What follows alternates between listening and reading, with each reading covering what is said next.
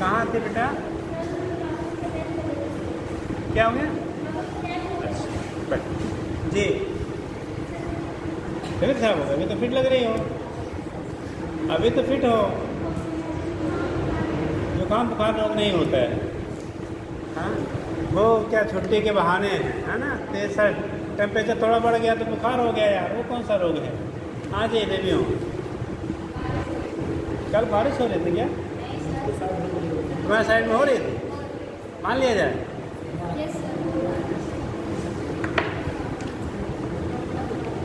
चलिए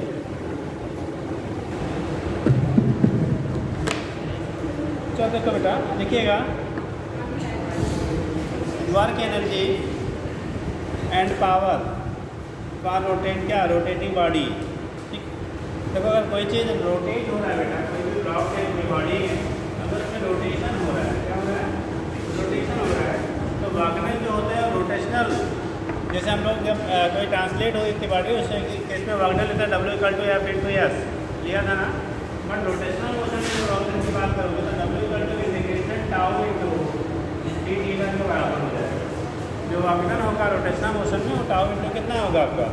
D theta के बराबर होगा। ये कंडीशन आपका होता है कि कोई भी बॉडी आपको टास्क दिया गया है, कितना रोटेट हुआ, कितना एंगल डिस्प्लेस हुआ, उसकी वैल्यू दी गई है। तो वागनर अगर आपको निकालना है रोटेशनल मोशन में, तो W=टाउ इनटू क्या लिखेंगे? D theta, integration tau into D theta. मतलब हम क्या करेंगे, टाउ इनटू डी थीटा को इंटीग्रेट करके क्या करेंगे? वैल्यू फाइंड करेंगे, कितना वागनर की वैल्यू आपको मिलेगी। ठीक, वहाँ पे लिख देते हैं हम लोग जब ट्रांसलेशन मोशन में इंटीग्रेशन F स्टार्ट ds ले लेते हैं। यहाँ पे वैसे ही F की जगह पे टाउ ले लिया, ds की जगह क्या ले लिया? डी थीटा लेने जो लिमिट गिवन रहेगा उसमें क्या पड़ेगा, आप इंटीग्रेट कर लीजिए, वैल्यू वागनर की आपको मिल जाएगी। ठीक, तो लिखिएगा वागनर इन ट्रांसलेशनल रोटेशनल मोशन, देखो उसमें Wagner in rotational motion,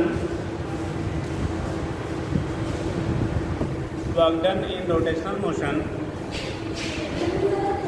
Wagner in rotational motion of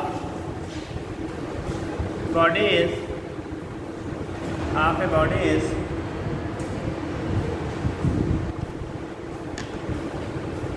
of a body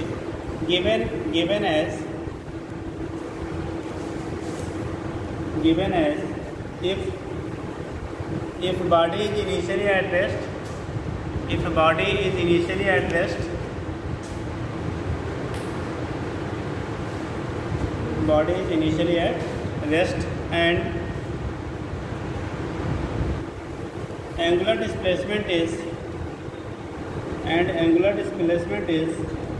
d theta, angular displacement is d theta,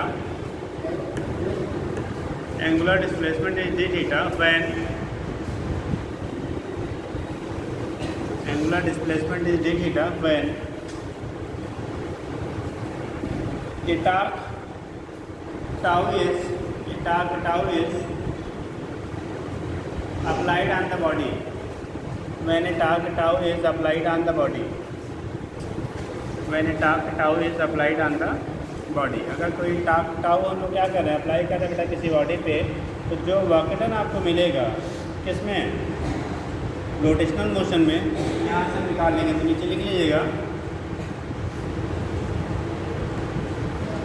W की वैल्यू कितनी हो जाएगी? Integration tau into D theta के बराबर होगा बेटा। अब लिमिट जो भी दी रहेगी, जहाँ से जहाँ तक आपको फाइंड आउट करना है वैल्यू पुट कर देंगे, वहाँ से आपका वागनर की वैल्यू क्या होगी? अपडेट हो जाएगी। ठीक है, पूछा करता है this question is analogous to, ये क्वेश्चन किसके एनालॉगस होगा? हैं? This question is analogous to किसके? वागनर इन ट्रांसलेटिव मोशन W=इंटीग्रेशन F ds। आपके बायोलॉजी वाले लोग हैं, आपको होमोलॉगस एंड एनालॉगस ऑर्गन्स पढ़ाए जाते हैं। पढ़ा है? होमोलॉगस एंड एनालॉगस ऑर्गन्स पढ़ा है? कितने लोग पढ़े याद होगा? होमोलॉगस एंड एनालॉगस ऑर्गन्स क्या होते हैं बेटा, आप बता दो। कहाँ थे इतने दिनों तक? क्या हो गया?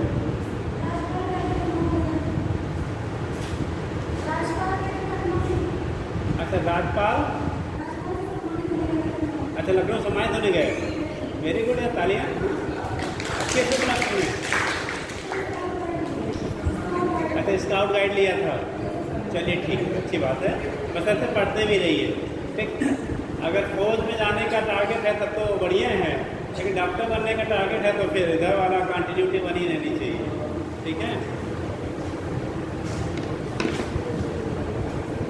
तो कंडीशन आपका हो गया बेटा, यहाँ से दिखा लेते हैं होमोलॉगस और एनालॉगस। ये एनालॉगस तो हो गया किसके, ठीक है, W=F.ds के हो जाएगा। नेक्स्ट लिखेंगे काइनेटिक एनर्जी।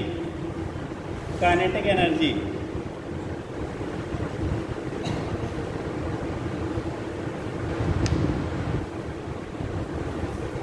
काइनेटिक एनर्जी लिखना, the energy associated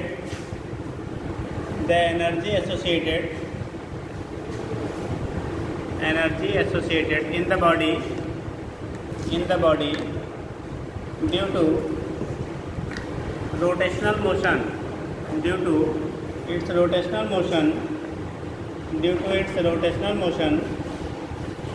is called rotational kinetic energy.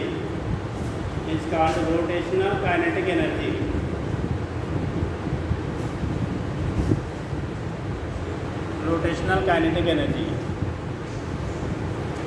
हो गया। इस कॉल क्या कहलाएगा बेटा, रोटेशनल काइनेटिक एनर्जी उसे कह लेंगे, इस कॉल रोटेशनल काइनेटिक एनर्जी, ठीक। तो उसी को हम लोग नाम देते हैं बेटा रोटेशनल क्या कह लेंगे, काइनेटिक एनर्जी कह लेंगे, ठीक।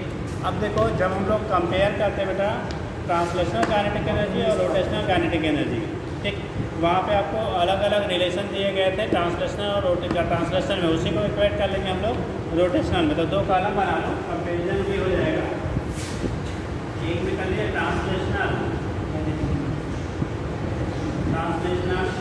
काइनेटिक एनर्जी, दूसरे में कर लो रोटेशनल काइनेटिक एनर्जी, ठीक।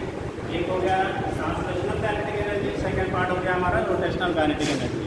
देखो सिंपल रिलेशन का हम लोग लिखते हैं काइनेटिक एनर्जी के लिए कि इक्वल सभी ने पढ़ा था हाफ mv², पढ़ा है। जब हम लोग मास और वेलोसिटी के टर्म में लिखते हैं तो काइनेटिक एनर्जी का सबसे सिंपलेस्ट जो इक्वेशन आपको मिलता है k = 12 mv²। अगर ये ट्रांसलेशनल काइनेटिक एनर्जी का है, ठीक, के वैसे हम लोग कानून को लिखा ही है ट्रांसलेशनल के ई कर लो p बार ट्रांसलेशनल। जब रोटेशनल काइनेटिक एनर्जी हम लोग लिखेंगे बेटा कि ये रोटेशनल, कितने लोग इसका रोटेशनल काइनेटिक एनर्जी रिलेशन बताएंगे, हाथ उठाओ। रोटेशनल काइनेटिक एनर्जी रिलेशन कितने लोग बताओगे, 1 2 3 4, आप लोग नहीं बताएंगे सारा, आप बता दो। जी जी आप ही आप।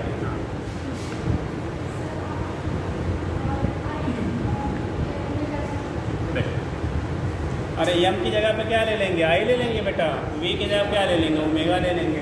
तो यहाँ पे जब रोटेशनल काइनेटिक एनर्जी लिखेंगे बेटा तो हाफ आई ओमेगा स्क्वायर, इसका जो एनालॉगस हुआ तो हाफ आई क्या हो गया, ओमेगा स्क्वायर हो गया। किसके लिए, जब बॉडी रोटेट करेगी। देखो आपको रोटेशनल काइनेटिक यानी ट्रांसवर्सल काइनेटिक एनर्जी में अगर इस काइनेटिक एनर्जी को हम लोग क्या कन्वर्ट करते हैं किसके टर्म में, मोमेंटम और वेलोसिटी के टर्म में, तो क्या रिलेशन था किसी को मालूम है, मोमेंटम एंड वेलोसिटी। इस बेटा से हम लोग लिख सकते हैं mv/v लिख सकते हो ना, इसे क्या लिख सकते हैं आप, m/v/v, v² और mv की जगह लगेंगे बेटा p, तो p इंटू क्या हो जाएगा, v हो जाएगा। तो दूसरा रिलेशन हम लोग बना सकते हैं कि ये ट्रांसलेशन का हाफ p इंटू v, इसका p इंटू v। और तीसरा बना सकते हो, इसका तीसरा मतलब ये क्या बना सकते हो, इसको किस फॉर्म में कन्वर्ट कर सकते हैं। तीसरा अगर इस क्वेश्चन में इसको हम लोग p² के टर्म में कन्वर्ट कर, p और m के टर्म में कन्वर्ट करना चाहो तो इसमें m से मल्टीप्लाई करो बेटा, m से डिवाइड करो। तो इस क्वेश्चन में m से मल्टीप्लाई करो, m से डिवाइड, m से मल्टीप्लाई करो तो m² हो जाएगा। अब यहाँ से mv की वैल्यू p होती है तो m² v² के जगह पे लिख लेंगे हम लोग p², तो वैल्यू आ जाएंगे यहाँ पे p² कितना, अलग से करके दिखा दीजिए। देखो के ट्रांसलेशन लिखोगे हाफ m से मल्टीप्लाई किया तो m² × v² m से डिवाइड किया, एक क्वांटिटी से मल्टीप्लाई डिवाइड करेंगे तो रिजल्ट बना दिया यहाँ पर M square B square upon M, इसकी जगह पे आप लिख सकते हो क्या बी स्क्वायर बाई एम, या सिंपली क्या लेते हैं बी स्क्वायर बाई 2m, क्या कह लेते हैं बी स्क्वायर बाई 2m हो गया। अगर अब इसकी टर्म में हम लोग लिखेंगे तो के ई रोटेशनल हाफ एंगुलर मोमेंटम को किससे रिप्रेजेंट करते हैं एल से, एंगुलर मोमेंटम हो जाएगा एल इंटू क्या एंगुलर वेलोसिटी हो जाएगा omega, half L into omega, और यहाँ पे करेंगे ये रोटेशनल की वैल्यू हो जाएगी एल की इधर क्या हो जाएगा एल स्क्वायर अपॉन 2 इंटू आई। तो ये रिलेशन काइनेटिक एनर्जी का हो गया। ट्रांसलेशनल एंड क्या रोटेशनल मोशन में इतने क्वेश्चन आपके बनते हैं। ट्रांसलेशनल एंड रोटेशनल मोशन में आपके काइनेटिक एनर्जी के इतने रिलेशन बनते हैं। उन आगंतुकों को बेटा बाहर कर दो। शर्मा जी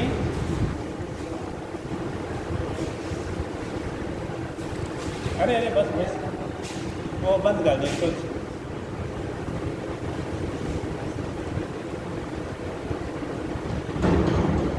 चलिए देखो किधर से आ रहे हैं।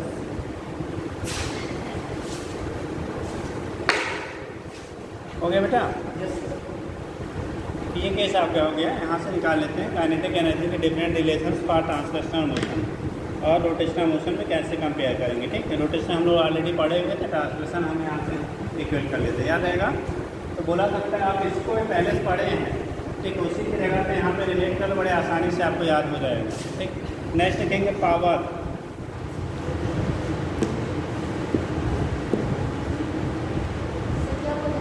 पावर पावर बेटा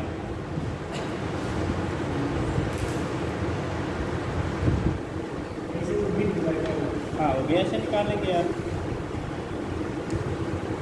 देखो क्योंकि हम लोग वर्क एनर्जी थ्योरम से पढ़ते हैं, work done equal to change in kinetic energy. जो किसी बॉडी की काइनेटिक एनर्जी में चेंजेस हो रही है, करो अगर स्टार्टिंग कहाँ से रेस्ट से मूव स्टार्ट किया है तो किसी स्टैंड में जो उसकी काइनेटिक एनर्जी होगी वही उसके वर्क डन के क्या होगा बराबर होगा। अब पावर का सब लोगों ने पढ़ा है, rate of doing work is called क्या पावर, कार्य करने की दर की क्षमता को खड़े हो जाओ। पावर क्या होता है, कार्य करने की दर या पार करने की क्षमता। दूसरे पावर कहेंगे और क्षमता क्या होता है।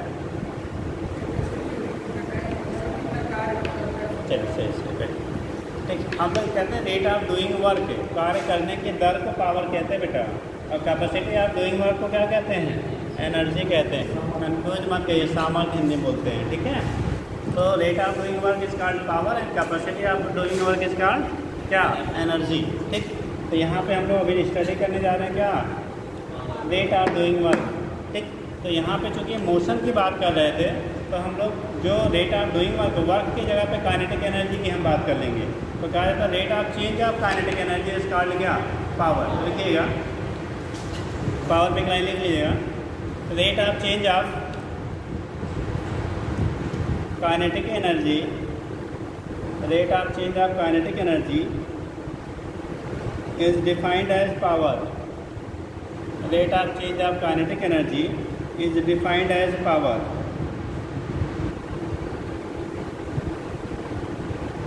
Rate of change of kinetic energy is defined as power. जो पावर होता है रेट ऑफ चेंज ऑफ क्या हो जाएगा काइनेटिक एनर्जी के बराबर होगा। क्योंकि बेटा हम लोग ट्रांसलेशनल मोशन पे पावर की स्टडी कर रहे हैं, तो पी इक्वल टू हो जाएगा हाफ क्या डी के कौन सा तो उससे rotational motion D K R rotational kinetic energy upon क्या टाइम। तो यहाँ पे पावर लिखेंगे पी इक्वल टू हो जाएगा डी के रोटेशनल अपॉन।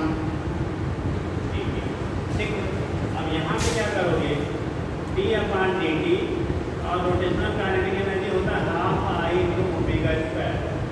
क्या पढ़ते हैं हम लोग half I into omega square पढ़ते हैं। ठीक, अब इसको हम लोग थोड़ा सा डिस्टिंग्विश कर लेते हैं। आपने कहा हाफ आई इंटू क्या है ओमेगा स्क्वायर है, क्या है आपका half I into omega square. इसी को अगर आप डिफ्रेंशिएट करते हैं आई और ओमेगा को सेपरेट करेंगे बेटा, तो I omega into D omega upon D T. यहाँ पर जो वैल्यू आएगी इसको हम यहीं से सेपरेट करना है, देखना यहीं पर समझना है आपको। जो आपका था D upon D T half I into omega square, I into omega square जब इंटीग्रेट किया जाए आई ओमेगा इंटू डी ओमेगा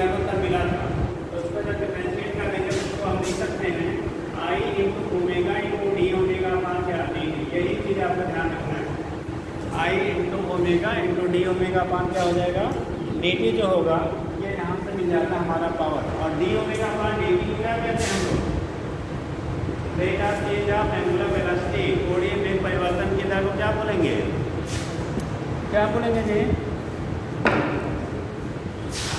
क्या बोलेंगे, एंगुलर एक्सीलरेशन कोणीय त्वरण कह लेंगे। ठीक है, इसी को हम लोग कन्वर्ट कर लेंगे t equal to I into omega into alpha, एक रिलेशन बन गया आई इंटू ओमेगा इंटू कितना अल्फा। अगर आपको एंगुलर वेलोसिटी दिया गया है, क्या दिया गया है, एंगुलर वेलोसिटी, एंगुलर एक्सीलरेशन और मोमेंट ऑफ इनर्शिया मालूम है, तो इस रिलेशन से हम लोग फाइंड आउट कर लेंगे बेटा, नोट कर लीजिएगा।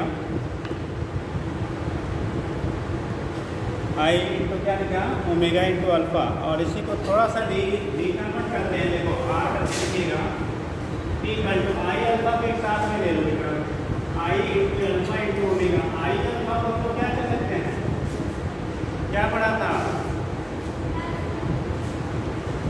आई अल्फा किसके बराबर होता है, हाँ कार के टाउ, टाउ क्या पढ़ा था, आई अल्फा तो टाउ इंटू क्या हो जाएगा, जैसे वहाँ F equal to P into B है, पी इक्वल टू हम लोग कहते हैं एफ इंटू बी, एक बार रिलेशन पढ़ा था पावर का फोर्स और किसके टर्म में, वेलोसिटी के टर्म में, याद करिए वहाँ पावर का तो पढ़े थे एफ इंटू बी, याद है, ठीक, एफ की जगह पे टाउ हो गया, बी की जगह क्या हो गया, ओमेगा हो गया, तो P equal to tau into omega हो गया, नोट कर लीजिए। जब हम इंटीग्रेट करते थे बेटा तो वही जो पावर होता था बाई में आता था ना, डिफरेंशिएट करेंगे तो फिर से वो पावर क्या हो गया, रिवर्स हो जाता है। हाँ नोट कर लिया।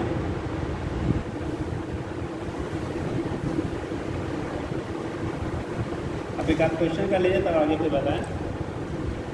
अभी किसी को कोई चेंज होने में दिक्कत आया हो तो पूछ लीजिए भैया, ठीक, थोड़ा सा मैथमेटिकल है, बायोलॉजी वाले मैथ से भाग के ही बायोलॉजी लिए थे, हाँ फिर भी नहीं छोड़ रहा है पीछे जी,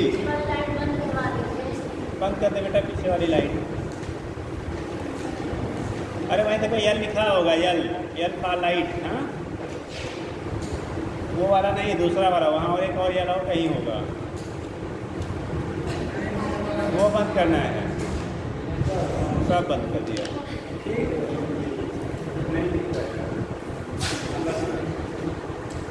लाइट बंद कर दिया।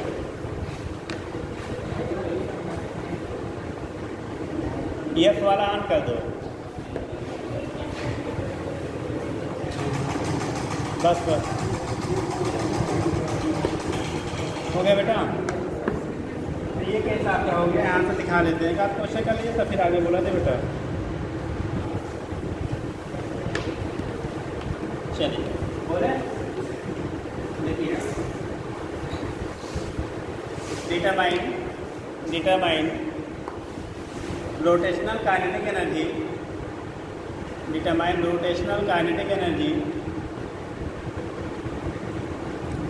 Determine rotational kinetic energy of rotational kinetic energy of ये solid sphere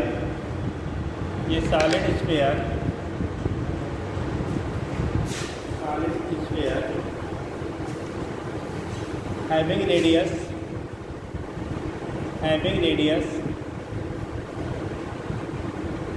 solid sphere having radius ले लिया 20 centimetre and mass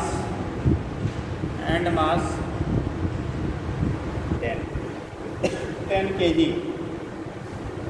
mass 10 kg।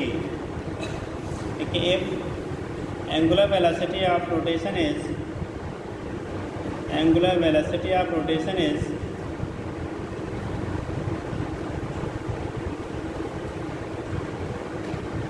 angular velocity of rotation is 10 radian per second, 10 radian per second की angular velocity से वो rotate हो रहा है, उसका क्या रोटेशनल काइनेटिक एनर्जी निकालना है, जल्दी से निकाल लीजिए।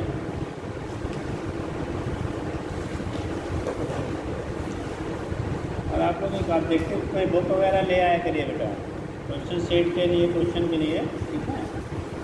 जब टाइम रहा करे तो उसको लगा, तब तक लगाया करिए बैठ के।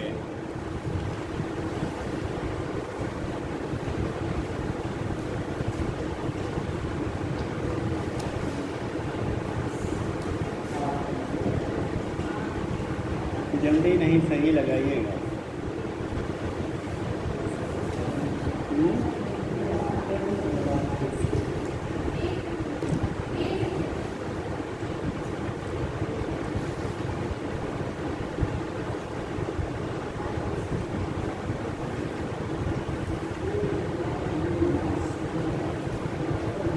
कितने लोग आ गया बेटा, हाथ उठाओ।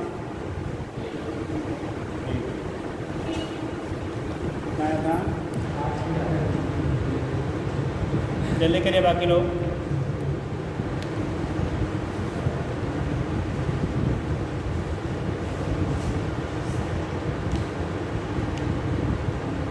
अटेंडेंस हो गया सबका? अटेंडेंस शीट कहाँ पे है? अटेंडेंस शीट कहाँ है?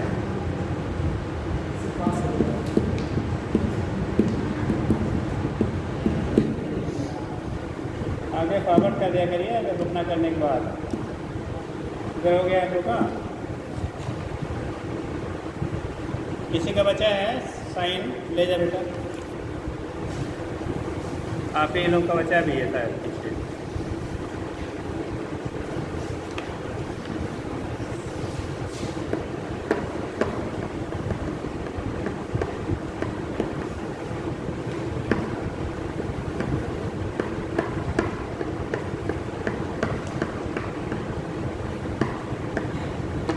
चलिए देखते हैं। यार आपको सॉलिड स्फीयर दिया गया था, क्या दिया गया था? Solid sphere. आपको निकालना था रोटेशनल काइनेटिक एनर्जी।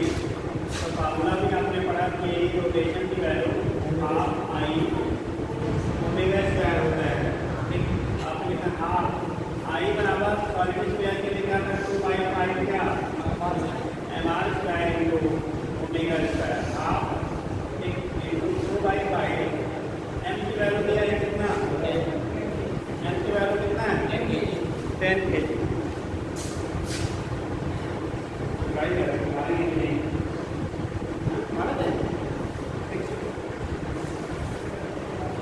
तो 10 kg हो गया इसका मास। आर की वैल्यू 20 सेंटीमीटर है, 0.2 मीटर।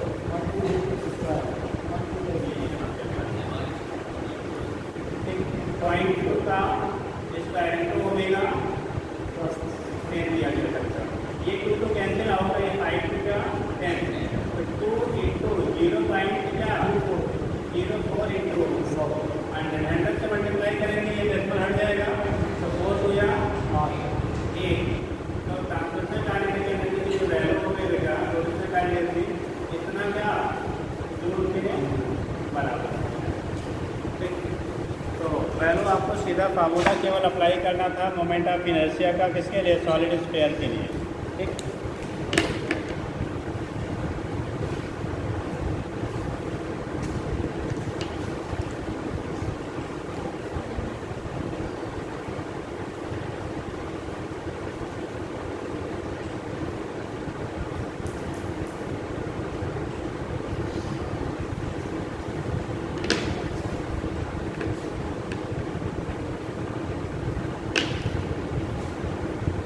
नेक्स्ट लिखेंगे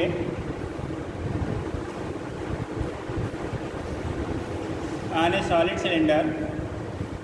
हो गया? पकड़ा दो, वहीं से भेज दो पकड़ा दो। हाँ, नेक्स्ट क्वेश्चन लिखिएगा।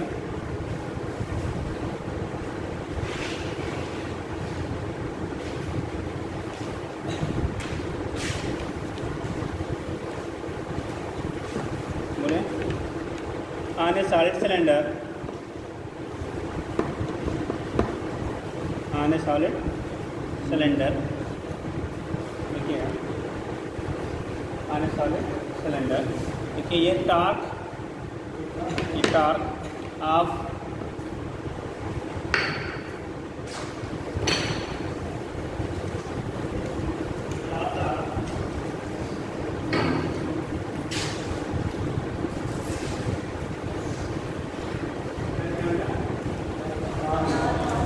torque of 50 Newton into torque Newton into meter, 50 Newton into meter is applied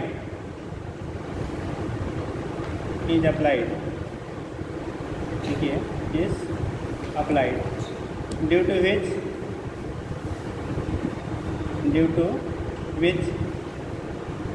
cylinder is rotated with angular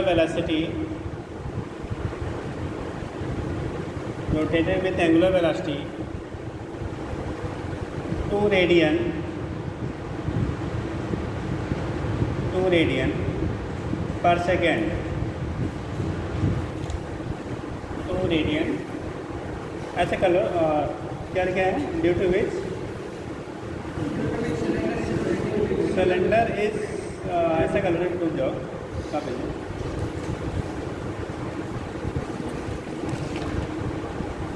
लिखा आपने applied due to which cylinder is ऐसा कर लो अटेंड रोटेटरी पे मत करो cylinder attained angular velocity cylinder attained angular velocity कौन सा angular velocity 2 radian per second 2 radian क्या पर सेकेंड ठीक कितना अटेंड करते हैं 2 रेडियन पर सेकेंड लिखिए 2 radian per second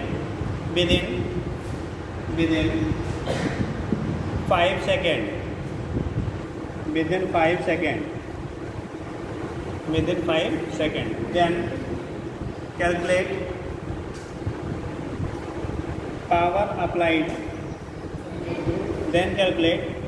average power का तो average power applied on the cylinder average power applied on the cylinder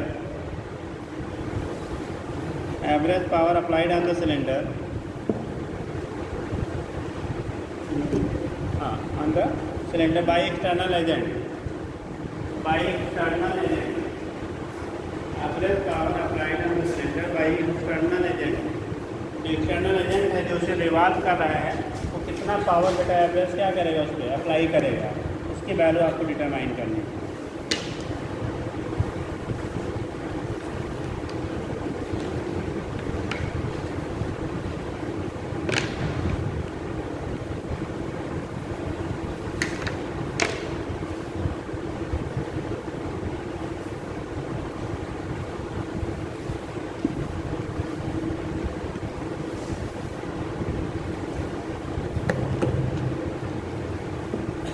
जल्दी करिए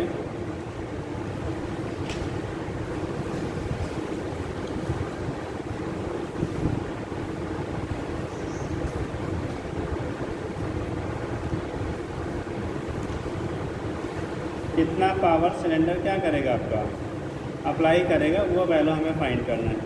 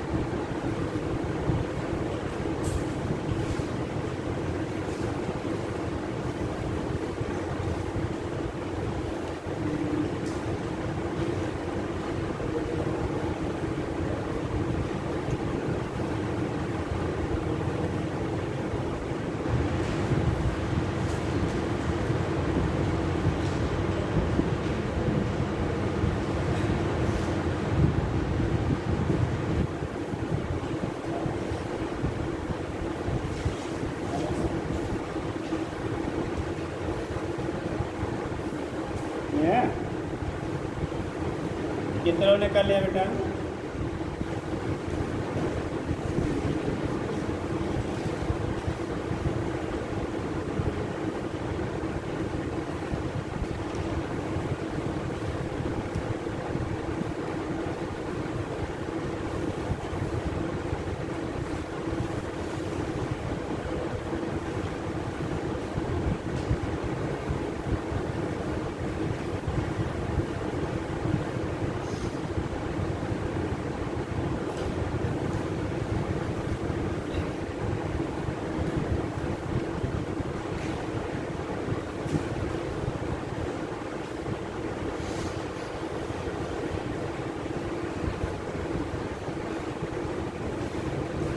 लीजिए। अरे कुछ करना नहीं था, खाली लैंग्वेज बड़ा है, हैं?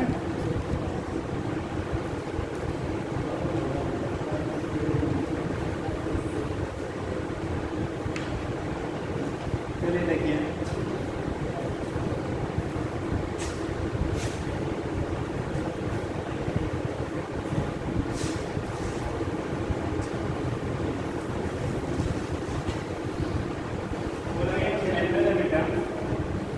टाक अप्लाई किया गया, क्या क्या गया है, टाक अप्लाई किया। उस टाक की अप्लाई करने की वजह से क्या हुआ, वो रोटेट करना स्टार्ट किया।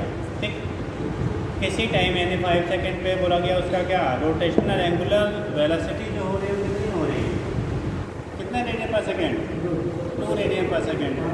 टाक आपको दिया गया, तो पावर जो अप्लाई करेगा इक्वल टू क्या होगा, टाउ इनको होगा, टाउ की वैल्यू डायरेक्टली शायद दिया है कितना 50 दिया, और ओमेगा कितना हो गया, 5 सेकंड लगा सब देखो बनाने के लिए। ठीक, सारी चीज़ें बाकी इन्फॉर्मेशन आपको बेको बनाने के लिए दी गई थी। ठीक है, क्या था, आपको केवल पावर ही निकालना था ना, बाकी क्या है उस समय क्या मतलब है। अब डायबिटिक है, 50 टाइप की मिठाइयाँ लगी हुई, सब खा जाओगे क्या, तो जो रिक्वायरमेंट है उसको खाइए, बाकी छोड़ दीजिए आप। ठीक हो गया लगता है जी, तब मैं रात करके लगता है काइनेटिक एनर्जी साल करके लगता है, बाकी से हम निकालना पड़ता था वहाँ पे। निकालना पड़ता है। चलिए ठीक है बेटा, नेक्स्ट हेडिंग करेंगे।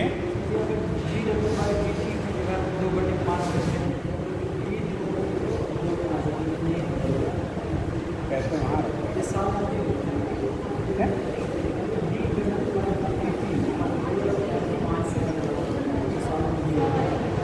कितने तक चेंज हुआ वो मालूम होना चाहिए हमें, अगर चेंज दिया है तो आप लगा सकते हैं।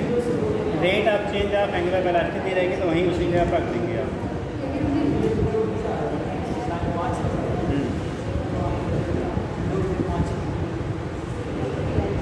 चलिए लिखेंगे बेटा अगला।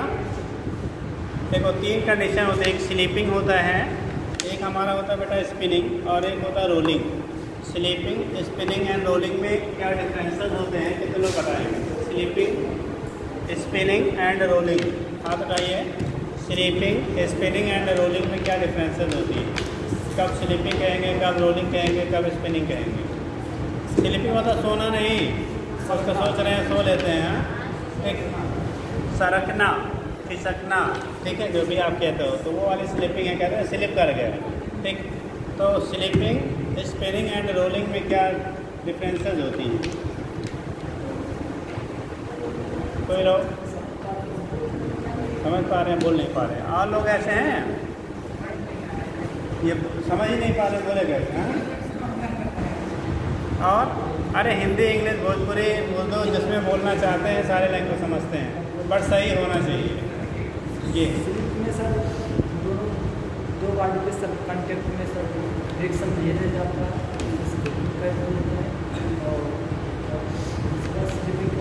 स्पिनिंग में सर एंगल पे कोई क्या, इसी एंगल को कोई घूमने लगे तो इससे स्पिनिंग क्या होता है, दूसरा क्या रोलिंग। रोलिंग सर ऐसे लुढ़कता जाएगा किसी एक्सिस पर, उसका सेंटर। चलिए देखिए, इन्होंने कुछ अपनी कहानी बताया, वैसे तो उसमें से एक सही है, बाकी तो सब चल रहा है। देखो होता है बेटा, जो हम लोग बोलते हैं स्लीपिंग, सब लोगों ने कॉमन टर्म यूज़ किया जाता है, स्लिप कर गया जा रहे थे रास्ते में। तो स्लिप करना का मतलब कोई भी बॉडी है वो विदाउट रोटेट हुए क्या करे, एक जगह से दूसरी जगह तक अगर जा रही है, जैसे कोई बॉडी है ये है, जिसको हम रोटेट नहीं होने दे रहे हैं, ऐसे सीधे सीधा खींच लेंगे। जैसे साइकिल है, गाड़ी है, आप ब्रेक लगा दीजिए, अलार्म लगा दीजिए, उसके बाद क्या करें, उसको खींच के ले जाइए, तो कंडीशन क्या कहलाएगी, वो स्लिपिंग कहलाएगी। मतलब उसका व्हील्स रोटेट नहीं हो रहा है, जो व्हील है बेटा वो रोटेट यानी घूमने नहीं पा रहा है, केवल एक जगह से दूसरी जगह तक स्लाइड करके जा रहा है, जिससे कहते हैं स्लीपिंग या प्योर स्लीपिंग कह लीजिए। मतलब वहाँ रोटेट नहीं हो रहा है। ठीक, दूसरा जो हम लोग बात करते हैं स्पिनिंग का। स्पिनिंग का मतलब होता है किसी भी एक्सिस के कॉरस्पॉन्डिंग कोई बॉडी रोटेट हो रही है बट आगे मूव नहीं कर रही, मतलब रिवॉल्व हो रहा है अपने एक्सिस पे लेकिन आगे की तरफ उसका मूवमेंट नहीं हो रहा है, सेंटर ऑफ मास शिफ्ट नहीं हो रहा है जगह से दूसरी जगह। जैसे यहाँ क्या था, बॉडी आपकी बेटा ऐसे चलती गई, सेंटर ऑफ मास आपका मूव करता गया, यहाँ पे एंगुलर वेलोसिटी ओमेगा का मान अगर 0 है, रोटेट नहीं हो रहा है, एंगुलर वेलोसिटी 0 है, उस कंडीशन में जितना सेंटर ऑफ मास का वेलोसिटी होगा उतना टॉप पॉइंट का भी वेलोसिटी होगा, वीटी की वैल्यू v के बराबर होगी और v बॉटम जो आपका होगा, बॉटम की वेलोसिटी भी v के बराबर भी vcm के बराबर होगा। अगर इसे हम लोग vcm कहेंगे तो ये तीनों हर पॉइंट का वेलोसिटी का सेम है, तो उसे कहेंगे हम लोग स्लिपिंग। क्या कहेंगे, ये कंडीशन जो व्हीकल जो भी आपके है वो स्लिप कर रहा है, इसका क्या कर रहा है, व्हीकल आपकी स्लिप कर रहे हैं, तो इसे हम लोग टर्म देते हैं स्लिपिंग विदाउट रोलिंग, यानी कि बॉडी रोल नहीं कर रहा है, उसका क्या रोटेशन नहीं हो रहा है, बॉडी आगे की तरफ सेंटर ऑफ मास उसका मूव कर रहा है। इस समय इसका जो मोशन होगा वो ट्रांसलेशनल मोशन होगा, भले से रोटेट हो सकता है बट अभी ये ट्रांसलेट कर रहा है, केवल आगे की तरफ मूव कर रहा है, तो यहाँ जो एनर्जी होगी ये ट्रांसलेशनल काइनेटिक एनर्जी होगी, फार्मूला बनेगा हाफ एम वी स्क्वायर। क्या बनेगा बेटा, हाफ एम वी स्क्वायर। जब हम लोग बात कर रहे हैं किसका, स्लिपिंग की बात कर रहे हैं, यहाँ पे सर्फेसेस के कॉन्टैक्ट सर्फेसेस के बीच लगने वाला जो फ्रिक्शन फोर्स होता है, इस कॉन्टैक्ट सर्फेस के बीच लगने वाला फ्रिक्शन फोर्स 0 होता है, मतलब कोई भी बॉडी प्योरली स्लिप तभी करेगा जब फ्रिक्शन की वैल्यू क्या होगी, 0 हो जाएगी। ठीक, यानी कि उनके बीच कोई भी फ्रिक्शन फोर्स काम नहीं कर रहा है, या ऐसे कह लीजिए कि जो फ्रिक्शन फोर्स है वो इतना सफिशिएंट नहीं है कि इसको रोटेट कर सके। ठीक, तो फिलहाल जब टर्म्स यहाँ होता है तो हम लोग 0 कहते हैं, यानी फ्रिक्शन फोर्स कौन सा फोर्स, फ्रिक्शन फोर्स, ठीक है, between contact surfaces, between contact surfaces F की वैल्यू जो होती है ये 0। अगर फ्रिक्शन होगा तो बेटा वो दीवार उसको रोटेट करने के लिए क्या करेगा, हेल्प करेगा। अगर फ्रिक्शन नहीं है तभी बॉडी क्या करती है, प्योरली स्लिप करती है। ठीक है, अगर आपका ये बॉडी अगर फ्रिक्शन होता तो कुछ ना कुछ रोटेट करना चाहता, बट फ्रिक्शन नहीं है इसीलिए वो क्या कर रहा है, आपका स्लिप कर रहा है। तो जो फ्रिक्शन की वैल्यू होती है वो हमारे 0 ली जाती है यहाँ पे। ठीक, प्योर अगर स्लिपिंग है तो। नेक्स्ट हम लोग बात करते हैं स्पिनिंग का। स्पिनिंग का मतलब होता है बेटा जैसे आपकी साइकिल है या गाड़ी स्टैंड पे खड़ा कर दो, स्टैंड पे क्या करिए, खड़ा कर दिए और उसके इंजन को ऑन कर दो, या साइकिल है तो उसकी पैडल क्या बोलते हैं, पैडल को क्या करिए, चलाइए, तो उसका व्हील क्या करेगा, रोटेगा, यानी रोटेट करेगा, नाचेगा अपने एक्सेस पे, लेकिन आगे जा रहा है क्या। अगर आपने स्टैंड पे खड़ा करके उसके बाद उसके व्हील्स को रोटेट करेंगे, चला रहे हैं, तो जो आपकी व्हील है वो स्पिन तो कर रही है बट आगे की तरफ फॉरवर्ड डायरेक्शन में मोशन नहीं हो रहा है, रोटेशन तो हो रहा है बट ट्रांसलेशन नहीं हो रहा है। ठीक, जैसे यहाँ ट्रांसलेट हो रहा था, आगे की तरफ जा रहा था बट रोटेट नहीं हो रहा था, इसे कहा आपने स्लिपिंग। क्या नाम था, स्लिपिंग है भैया। ठीक, दूसरा हम लोग कह रहे हैं क्या, स्पिनिंग कर लिया, क्या स्पिनिंग कह लिया। स्पिनिंग में कहेंगे ना, जिससे किसी सपोर्ट की हेल्प से हमने माने वेट है, आपने इसको क्या कर दिया, अरेंज कर दिया, जैसे भी आपने इस तरह से। अब ये क्या कर रहा है, रोटेट हो रहा है बेटा, लेकिन आगे की तरफ मूव नहीं करेगा, रोटेशन तो होगा बट फॉरवर्ड डायरेक्शन में इसका सेंटर ऑफ मास आपका मूव नहीं कर रहा है, तो यहाँ केवल रोटेट हो रहा है, आपका ट्रांसलेट नहीं हो रहा है। ऐसे कंडीशन में हम लोग कहेंगे स्पिनिंग। और यहाँ जो काइनेटिक एनर्जी होगी ये रोटेशनल केवल होगा और वो हाफ आई ओमेगा स्क्वायर के क्या है, बराबर है।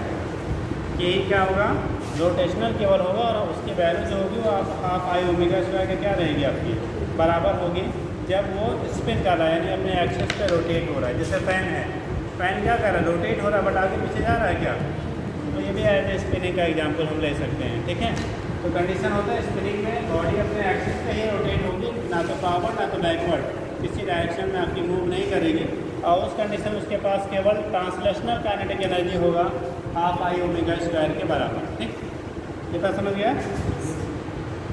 चलिए आगे करेंगे।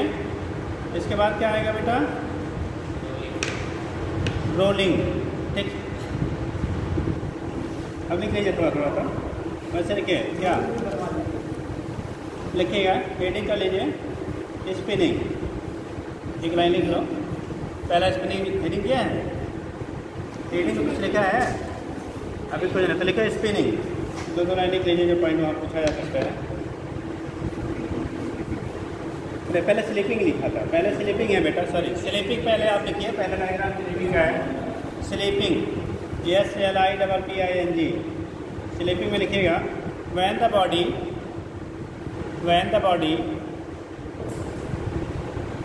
slides on surface, when the body slides on surface without rotation, slides on a surface without rotation, then its motion is called, without rotation, then its motion is called, then its motion is called, क्या कहलाएगा बेटा, sleeping.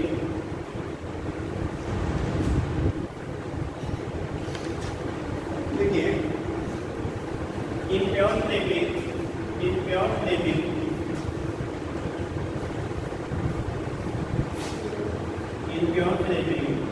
friction force between body and surface,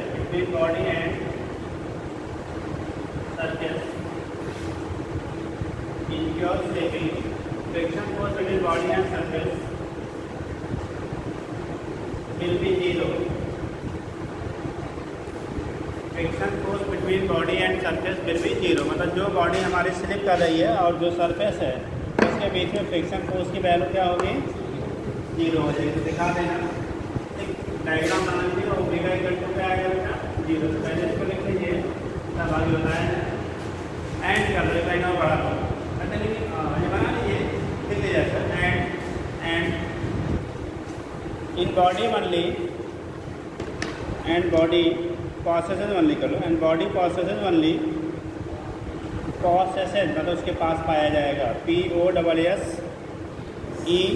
ESS कर लेना, POSSES possesses only कौन सी energy, translational kinetic energy, only translational kinetic energy, only translational kinetic energy. तो body में केवल क्या पाया जाएगा, ट्रांसलेशनल काइनेटिक एनर्जी पाई जाती है बेटा। उस कंडीशन में बॉडी में केवल ट्रांसलेशनल क्या पाई जाएगी, काइनेटिक एनर्जी पाई जाएगी। ठीक, दिखा दीजिए, बना लीजिए।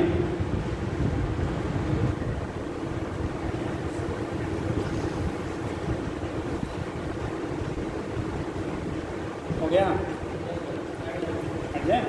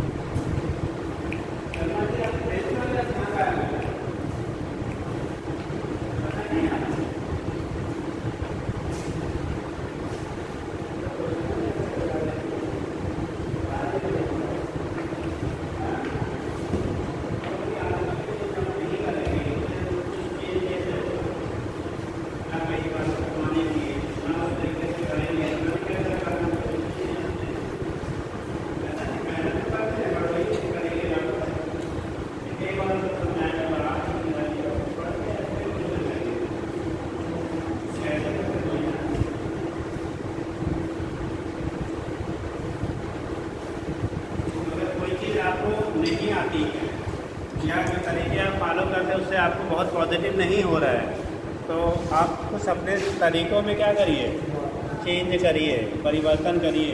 ठीक है, और परिवर्तन दो होता है, पॉजिटिव और निगेटिव। ऐसा नहीं करो हम ऐसा परिवर्तन करें किताबें नहीं छुएंगे। ठीक, तो वो वाला नहीं, इस तरह से करिए कि उसको क्या पहले से बेटर हो। ठीक है, और आपको जब बताए जाते हैं तो तरीक़ों को फॉलो करिए, आप धीरे धीरे आपको इम्प्रूवमेंट हो जाएगा। वैसा नहीं कि कुछ नहीं आता तुरंत आप उड़ने तो नहीं लगेंगे, बट आप अगर मेहनत करेंगे सीक्वेंसिव तो पक्का है आपको आने लगेगा। बट आपको मानना चाहिए जब चीज़ों को कही जाए। ठीक है, हो गया। चलिए, तो ये तो कंडीशन अगला लिखिएगा बेटा। सेकेंड स्पिनिंग, नेक्स्ट लिखेंगे स्पिनिंग। Spinning SPINNING।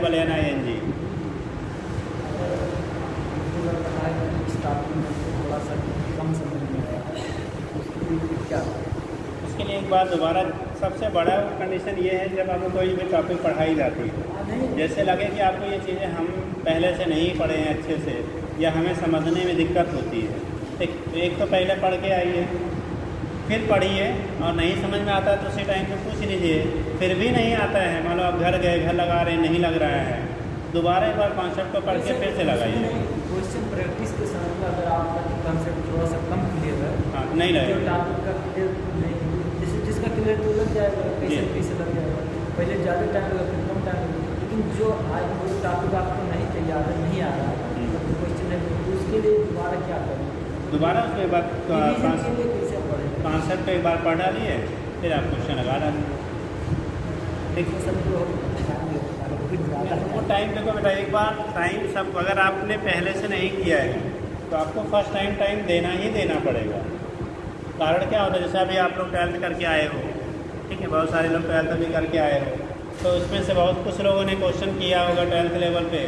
हो सकता है कुछ लोगों के यहाँ क्वेश्चन लगाए। कितने लोगों ने क्वेश्चन सॉल्व किए थे 12th लेवल पे? ईमानदारी साथ बताना, कितने लोगों ने क्वेश्चन 12th लेवल पे कुछ सॉल्व कराया गया था, आप लोगों ने सॉल्व किया था? चलिए, फिर भी बहुत लोगों ने किया है।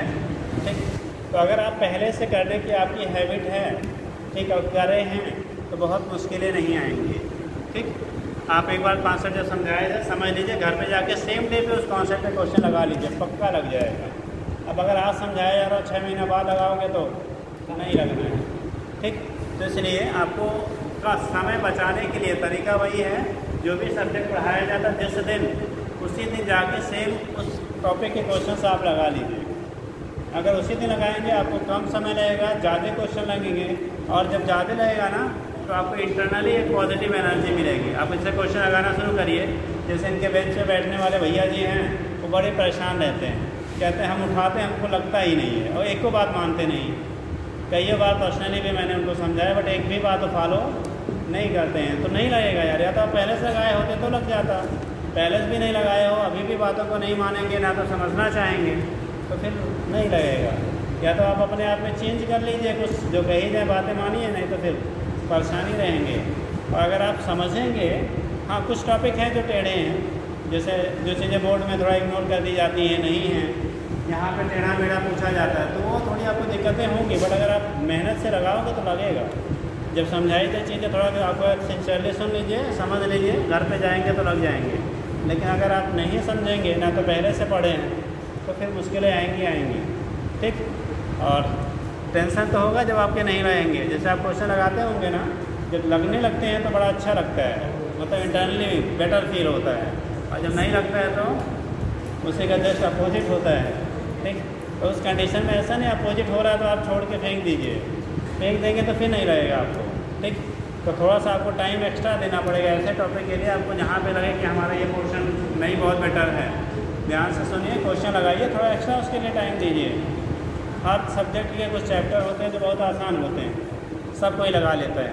अब कुछ चैप्टर ऐसे होंगे जो टेढ़े होंगे तो समझने में भी दिक्कत होगी, समझ में भी हो सकता है कम आए, ठीक है, फिर लगाने में भी आपको दिक्कतें आएंगी। तो ऐसे ही टॉपिक को आप इग्नोर नहीं करेंगे, यहाँ पे कोई भी चैप्टर छोड़ के आप सेलेक्ट नहीं हो सकते बेटा। बोर्ड में होता है कि डिफिनिट पढ़ लेते हैं, ये गैस है, इतना पढ़ लिया तो इतना % आ जाएगा, यहाँ ऐसा कुछ भी नहीं है। तो आपको पूरा पढ़ना पड़ेगा, पूरा तैयार रखना पड़ेगा। ठीक, तो उसके लिए मेहनत बहुत करनी पड़ती है।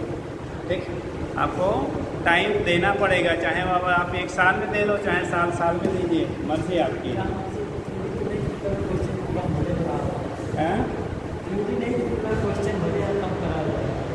अब क्वेश्चन के लिए बेटा आप जैसे आपको बोला भैया, जो शेड्यूल है वो बाउंडेड है, और उसके अकॉर्डिंग भी हम लोग को बेसिक बताने का यहाँ पे जो गवर्नमेंट का मतलब वो है पॉलिसी, जो है गवर्नमेंट का पॉलिसी आए थे रिवीजन कराना, मतलब आए आपको कॉन्सेप्ट थोड़ा सा समझा दिया गया और उस पर आपको क्वेश्चन 1-2 करा के छोड़ दिया जाए, आप बाकी अपना काम करिए।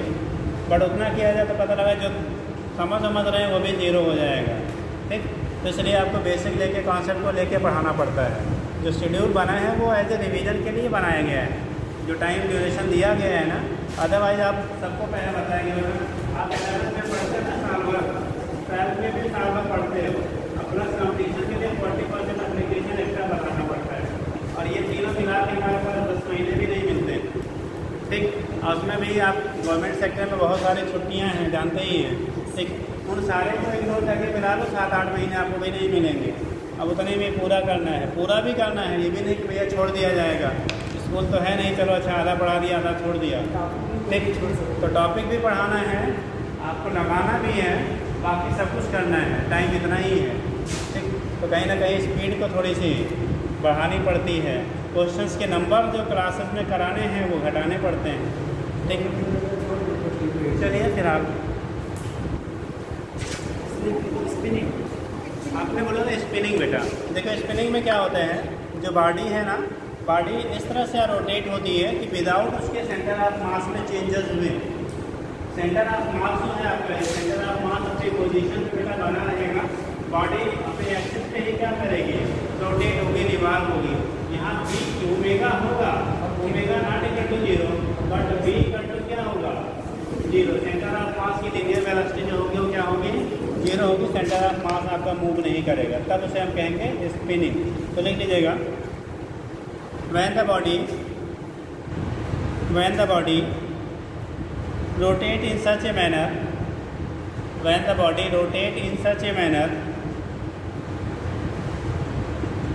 that when the body rotate in such a manner that its axis of rotation, that its axis of rotation does not move, that its axis of rotation does not move, then its motion is called,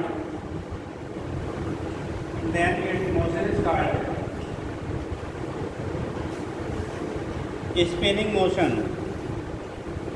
Then its motion is called spinning motion. Okay, आगे लिखिए, in this condition,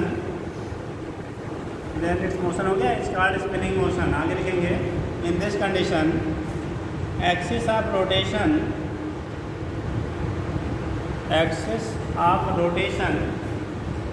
of the body, axis of rotation of the body will be fixed।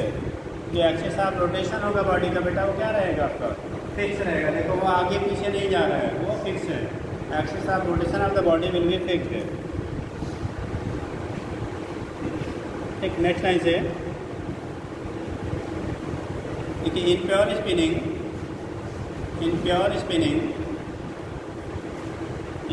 Spinning body possesses only, in pure spinning body possesses only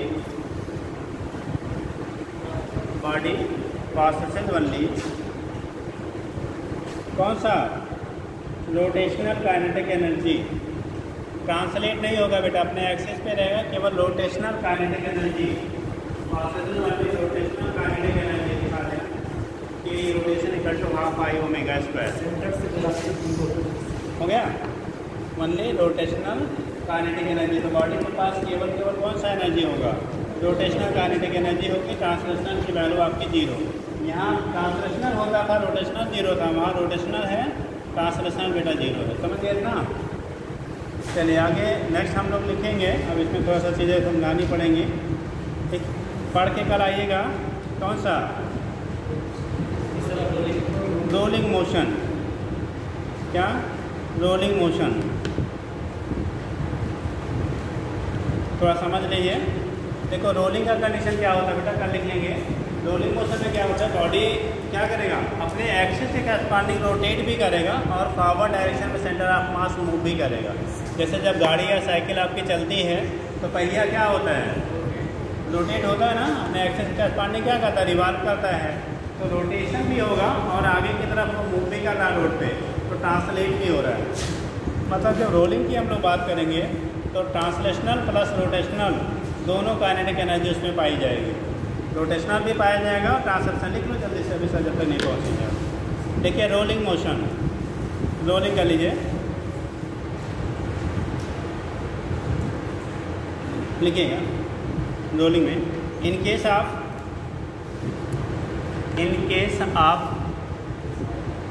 rotational motion of a body, in case of rotational motion of a body,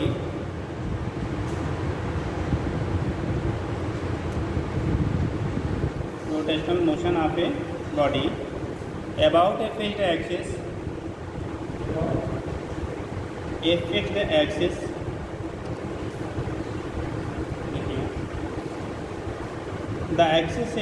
the axis of rotation also, the axis of rotation also moves, the axis of rotation also moves, then motion is called,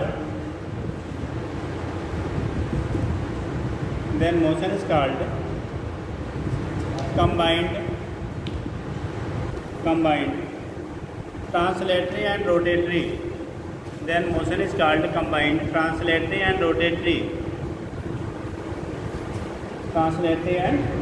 that is rolling, that is क्या हो जाएगा, rolling हो गया।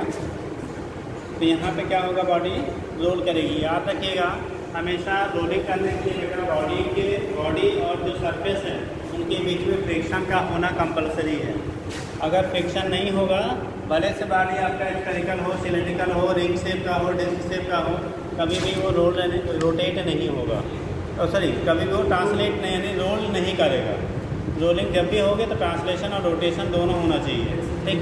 तो उस condition में उसके लिए क्या होना चाहिए, फ्रिक्शन का होना कंपलसरी। अगर फ्रिक्शन नहीं है तो कभी भी आपका रोलिंग नहीं होगा, ठीक है। प्योर रोलिंग के लिए फ्रिक्शन की वैल्यू क्या होती है, फ्रिक्शन ऑलवेज वहाँ पे नीडेड होता है, ठीक। तो नीचे लिखेंगे,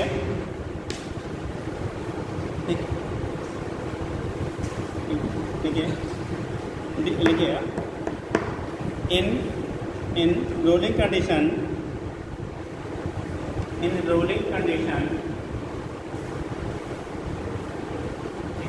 friction must be in a rolling condition, friction must be present in a rolling condition, friction must be present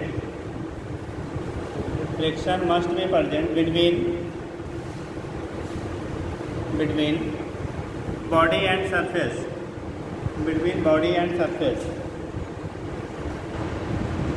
मतलब अगर बॉडी लोड हो रहा है, जैसे आप ध्यान देना,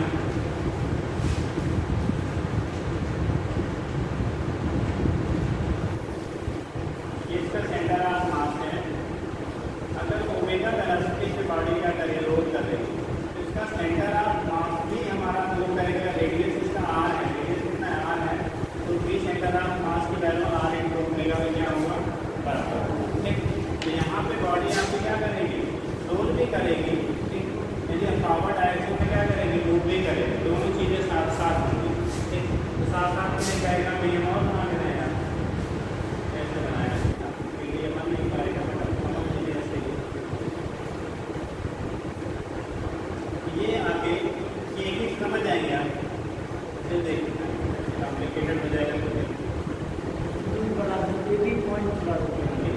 यहाँ से आगे की तरफ क्या करेगा, मूव करेगा, ठीक। अब अभी हम लोग कल बात करेंगे प्योर रोलिंग का। जब प्योर रोलिंग होगा ना, तो उस केस में कांटेक्ट पॉइंट की जो वेलोसिटी होगी बेटा कितनी होगी, मालूम है, 0। याद रखना, क्योंकि pure rolling the velocity of contact point must be 0। यहाँ पे कांटेक्ट पॉइंट की वेलोसिटी 0 होती है हमेशा, अगर वो प्योर रोलिंग का। प्योर रोलिंग मतलब विदाउट क्या, स्लीपिंग। अगर बॉडी रोल कर रही है तो हमेशा उसका कांटेक्ट पॉइंट जहाँ बॉडी सरफेस को टच करेगा वहाँ पर वेलोसिटी की वैल्यू क्या होगी, 0 होगी, ठीक। तो उस कंडीशन में बी कांटेक्ट की वैल्यू यहाँ पे जो होता है BC, लेकिन वो प्योर रोलिंग की कंडीशन में हम क्या नहीं 1 नहीं बोलेंगे। म्यू की वैल्यू यहाँ पे जैसे आर ओमेगा आगे है ना, तो आगे की तरफ हमारा क्या हो गया, BCM हो गया, और उतना ही हमारा यहाँ पे क्या होगा, आर ओमेगा पीछे हो जाएगा, रोटेशन में नेट वैल्यू क्या हो जाती है, ये भी आर ओमेगा, ये भी आर ओमेगा, तब 0 हो जाएगा। यानी कि बी कांटेक्ट पॉइंट की वेलोसिटी और टॉप की जब देंगे तो टॉप की वेलोसिटी BT को हो जाएगा, ये कितना आर ओमेगा, तो R omega plus R omega बराबर कितना 2 आर ओमेगा हो जाएगा। कि प्योर रोलिंग अगर आपका कहता है, कैसे कराएंगे, प्योर अगर रोलिंग हो रही है तो यहाँ पे जो वैल्यू आपकी आएगी वो 2 आर ओमेगा टॉप पॉइंट की, यानी कि सेंटर ऑफ मास की वेलोसिटी का दूना। यहाँ पे सेंटर ऑफ मास की वेलोसिटी इतनी है और यहाँ बी बॉटम की जो वैल्यू होगी ये बी सी है माइनस कितना आर ओमेगा, तो ये भी आर ओमेगा है बेटा, माइनस आर ओमेगा, तो नेट वैल्यू क्या हो जाती है 0। लेकिन ये प्योर रोलिंग की कंडीशन होती है तब, ठीक। तो आप दिखा दो और नीचे लिख लीजिएगा, बोले ठीक है। ड्यूरिंग रोलिंग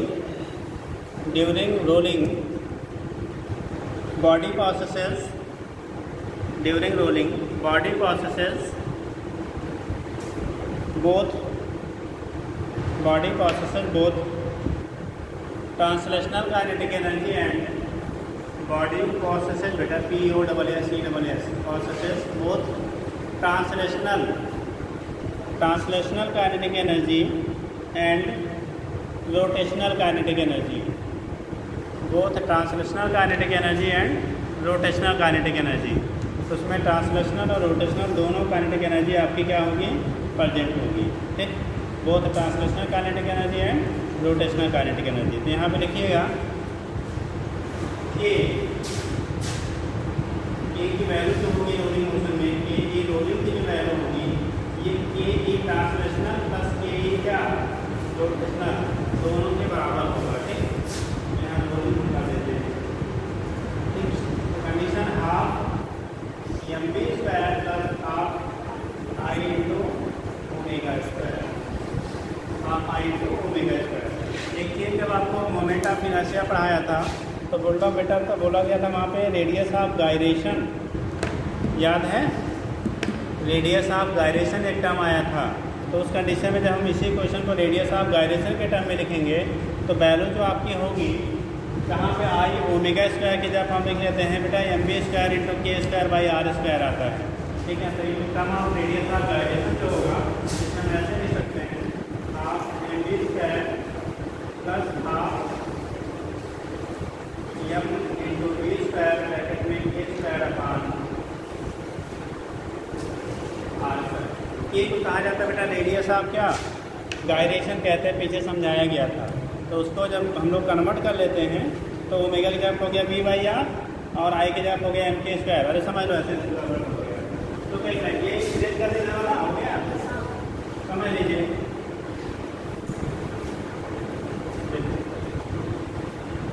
यहाँ से ऊपर कर लेते हैं, जब हम लोग करेंगे ना कि ई रोलिंग का वैल्यू निकालेंगे तो हाफ एम बी स्क्वायर में ट्रांसलेशनल वाले कोई दिक्कत नहीं है।